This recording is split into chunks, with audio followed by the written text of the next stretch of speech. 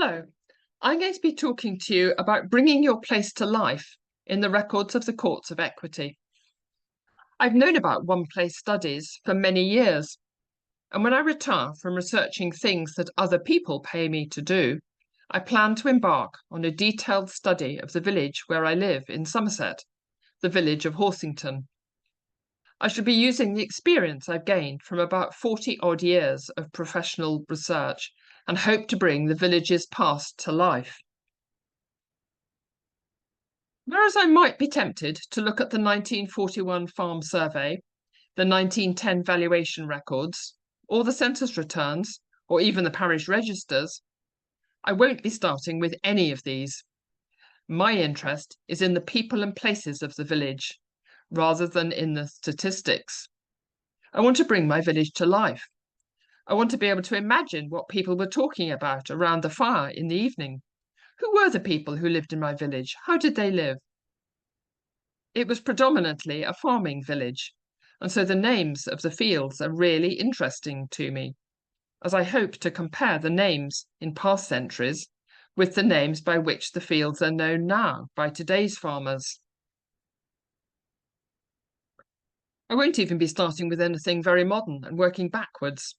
I'm going to plunge straight into the 17th century, and the records I'll be looking at will be the records of the courts of equity.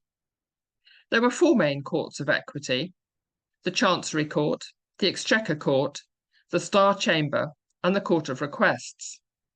These are the courts where people brought disputes with neighbours, with friends, and with families.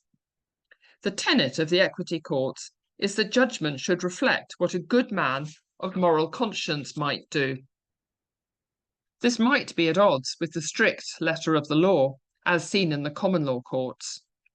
The records are all held at the National Archives, so I will be continuing what has been my working life of just about living there.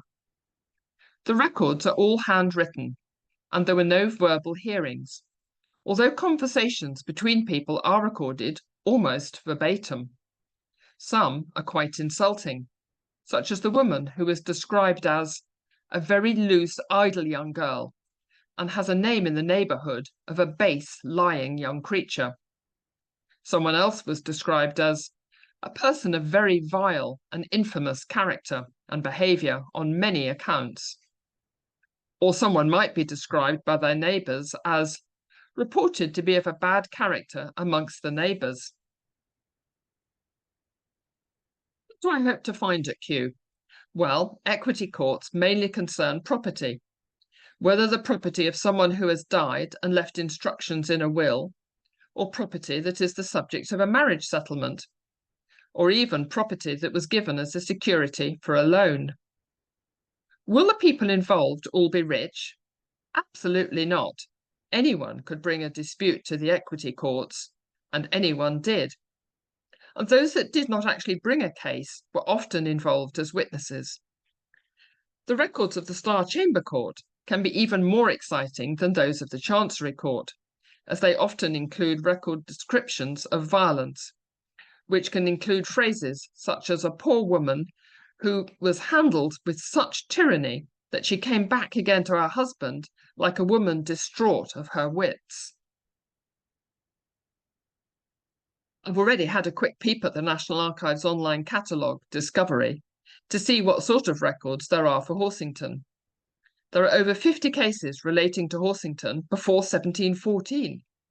I find this quite exciting, as I know the sort of information I might find.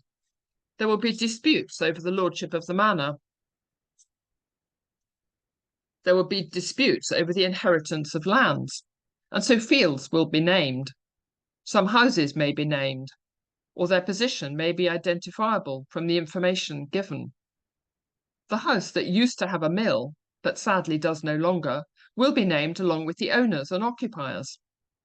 There are likely to be some quite savage family disputes, where a man might be suing his father's second wife over the inheritance of a few fields. Imagine the lively discussions around the tea table in the evening as neighbours take sides in this dispute. So if your place has people or property, I would suggest that the most fun place to start your research is in the records of the equity courts. Unless, of course, you actually prefer statistics to the characters of people and the fields and the houses that make up a village. Of course, the excitement of all this research into my village has yet to come, so I can't show you the results of it. But I can show you the research I've done for other villages, some of which impinge on Horsington by chance. In the 1680s, Mary Hoskins married William Gifford.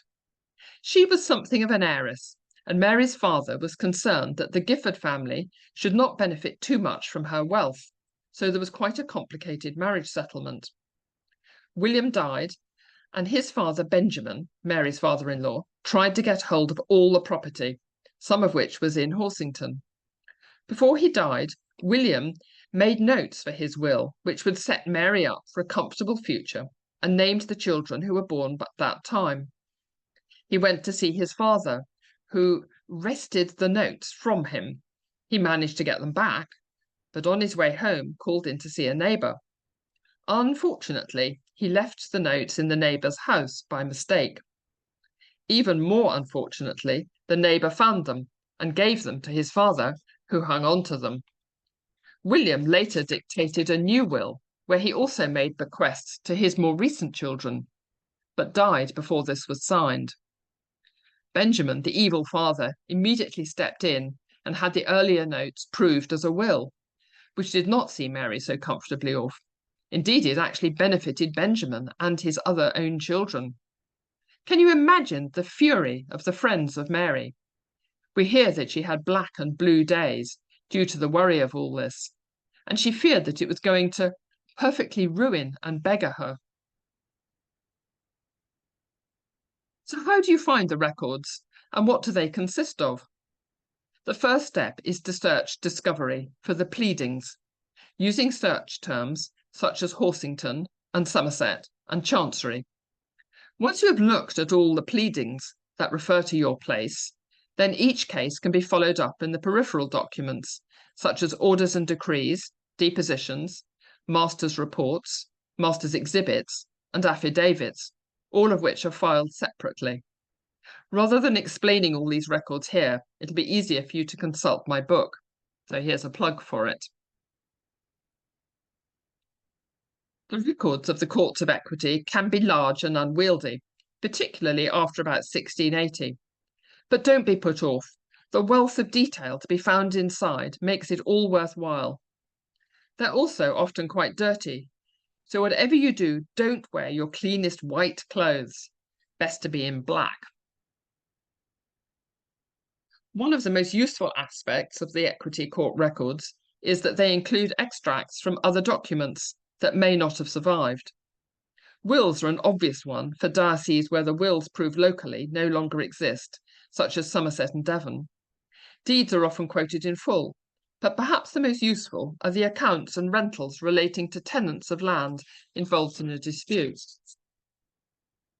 The Equity Court records includes vast amount of information about places, with large amounts of detail of rents paid, arrears, descriptions of pieces of land, and of course the disputes between neighbours.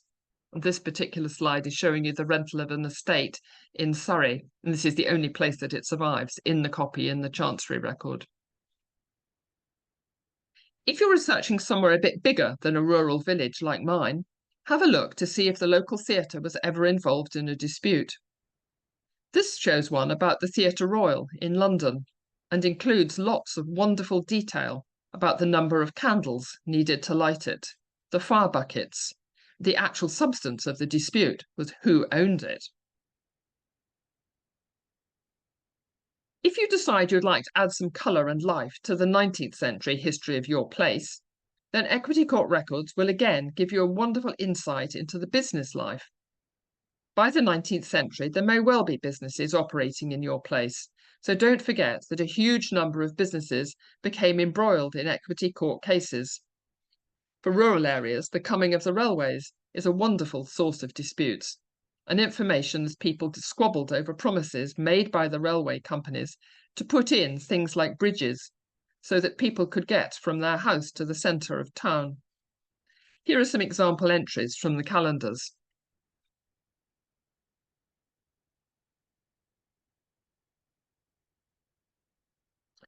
The coming of the Industrial Revolution also led to disputes between neighbours, such as one I looked at concerning someone who had started a smelting fire in his house, which backed onto his neighbour, who was rightly scared of the whole building catching alight, so brought a case to the Chancery Court.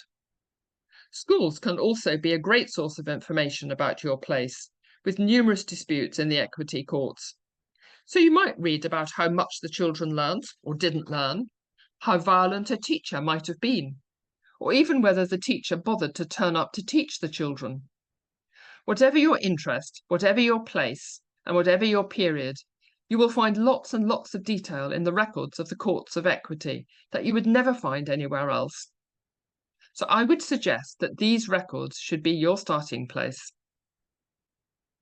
Thank you, and good luck with your research. And a final plug for my books.